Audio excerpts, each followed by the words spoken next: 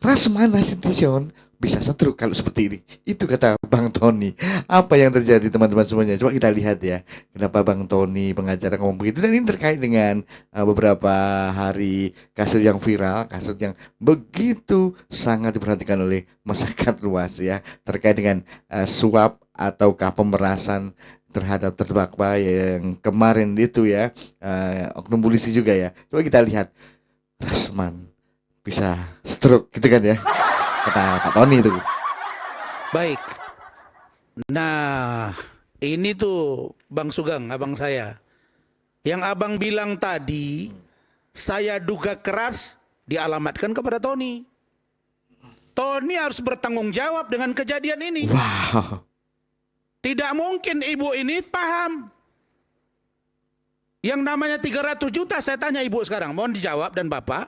Apakah bapak rela anak bapak meninggal dunia dikasih 300 juta? Tolong dijawab, Pak. Ini udah pressure ini bro ya. Ya. Apakah bapak setuju 300 juta diganti dengan nyawa anak bapak? Ya sebenarnya tidak, Pak. Ya, kalau tidak siapa yang menyuruh bapak menerima uang 300 juta? Bapak bicara yang jujur, Pak. Supaya kita terang mencari rangkaian peristiwa ini. Ya sebenarnya sih nggak ada yang menyuruh ya. Nah terus bagaimana ceritanya bisa 300 juta, Pak? Jadi integrasi kayaknya bro ya. Karena pertamanya kan kami tidak menerima ya Pak. Ya. Dari awal istrinya tersangka datang ke rumah Ajiah. Dan kami pun tadinya tidak mau menerima karena kita tuh takut ya.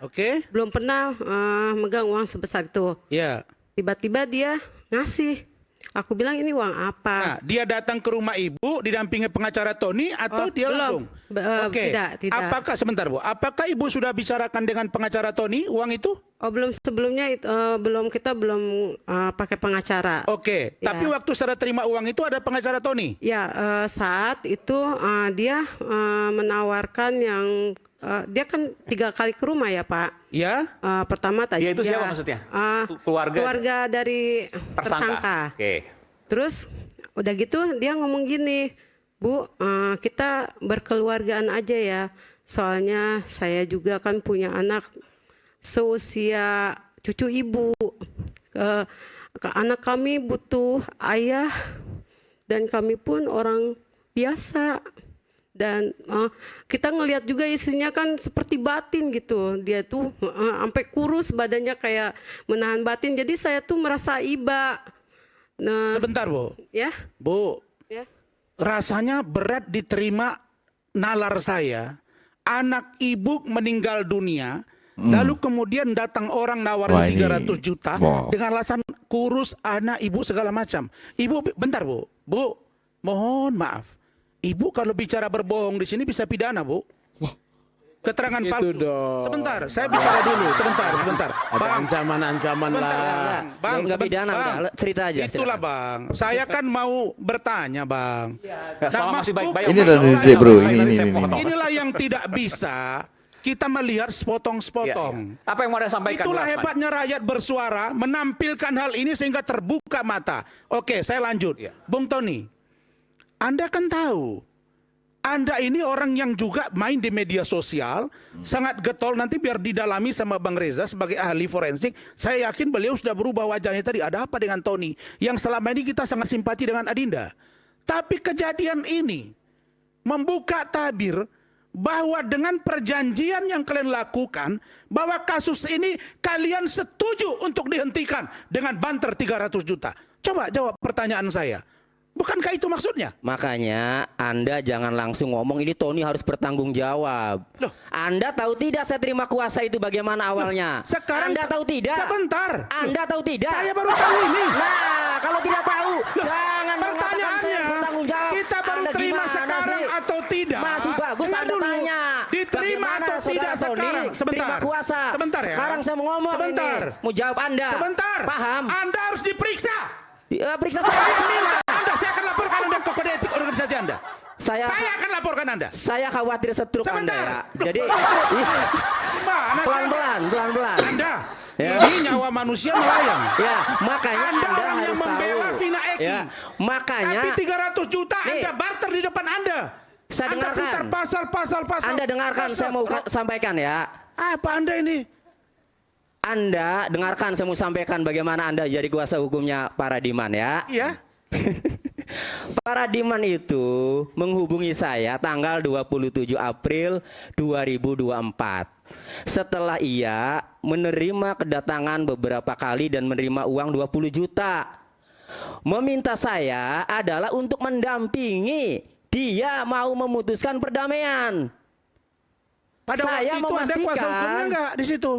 Anda kuasa hukumnya nggak di situ? Oh iya, itu Nah, tanggal 2 kalau Anda Mei. kuasa hukum di situ, Anda harus bilang dong. Kalau ini terima uang, emang ada uang cuma-cuma. Bentar, bos. Dengarkan saya mau cerita gimana Anda. Baru saya belum cerita Saya Anda melihat salahkan Anda gimana ini sih? begini, Anda saya mencoba mau cerita mengklaim. dulu, Anda itu Saya tidak mengalami. Ya. Saya minta Polres organisasi, Anda jangan main-main ini nyawa orang. Ya. Dengarkan, Jadi ini ya, Enggak, dengarkan. pertanyaan saya satu aja. Itu uang tanda terima, ada perdamaian, Anda ada nggak di situ? Lah, Posisinya Anda Bang tidak Rasman sebagai apa di sini? Gimana? Lihat Saya mengurai. Iya. Jadi Kesempatan begini. dulu. Ini Bang Rasman Jadi Bang Su- posisinya begini, Bang Suga. sebagai apa Bang Rasman? Sebentar Bang Asman, bentar. Kita dengarkan dulu. Silakan Bung Tony. Jadi saya diminta oleh Paradiman itu untuk mendampingi perdamaian, memastikan klausul-klausul jangan sampai menjerat dia secara perdata, kan begitu. Nah, jadi ya Paradiman itu dulu bersama istri itu sudah menentukan. Anda harus tahu, makanya dengarkan. Pada saat saya tidak setuju dengan perdamaian, saya keluar ya dari restoran Padang. Oh, Anda nggak setuju waktu itu? Iya, karena ngasih berapa waktu itu? 200 ya? Sebelum 300. Udah jangan saya bilang udah. Kita Keluar, balik oke. saja. Iya. Lalu? Nah, dia sendiri mau memutuskan Pak masuk ke dalam. Terus untuk dikasih? memutuskan mau gitu loh, untuk Ditambahkan memutuskan. lagi 100 juta lagi Ya. di 300 juta. Nah, jadi dia ini Pak saat itu ya. Sebentar, ini penting. Waktu itu Anda katakan apa? Pak, nggak usah tanda tangan.